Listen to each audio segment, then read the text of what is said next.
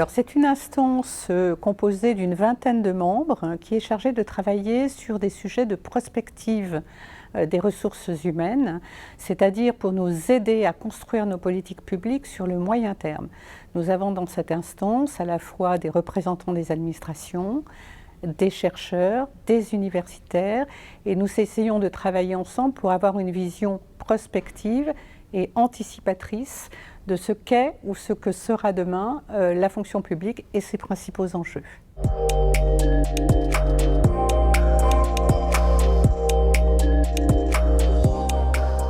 Alors j'ai envie de vous répondre que je ne suis pas sûre qu'il y ait des enjeux spécifiques pour la fonction publique territoriale, et du reste les échanges que nous avons eus ce matin dans les différents ateliers qui ont été organisés montrent à quel point les préoccupations des employeurs territoriaux et celles de l'État ou des employeurs hospitaliers sont semblables.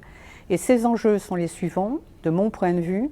C'est la question de l'attractivité d'une part et du renouvellement des effectifs, des recrutements dans les fonctions publiques ou dans les trois versants de la fonction publique. Ça, c'est le premier enjeu majeur. Et le deuxième enjeu, c'est l'évolution des conditions de travail et des conditions de vie au travail, parce que nous devons, employeurs publics, être tous des employeurs exemplaires si nous voulons d'ailleurs répondre au premier enjeu que j'ai mentionné à l'instant.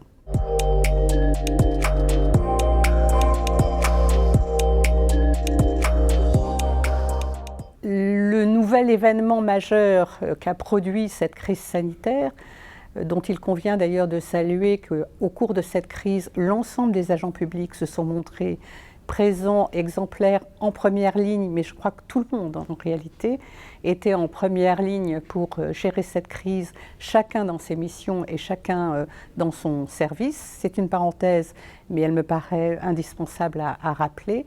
Ce qui a changé majoritairement, essentiellement, ce sont les conditions de travail au quotidien, c'est-à-dire l'émergence et le développement du télétravail dans la fonction publique. Et ça, c'est quelque chose sur lequel il faut absolument que nous continuions de travailler, parce que nous n'en avons pas encore mesuré totalement toutes les implications et toutes les conséquences, à la fois pour le bien-être des agents, l'équilibre entre vie professionnelle, vie personnelle. L'irruption du télétravail modifie considérablement l'approche de cet équilibre vie personnelle, vie professionnelle. C'est-à-dire que le télétravail peut aider à favoriser l'équilibre entre ces deux composantes de la vie de chacun. Il peut aussi être un facteur de risque, c'est-à-dire l'immixtion du travail dans la sphère privée. Donc ça, c'est par exemple un sujet sur lequel nous n'avons pas fini de travailler.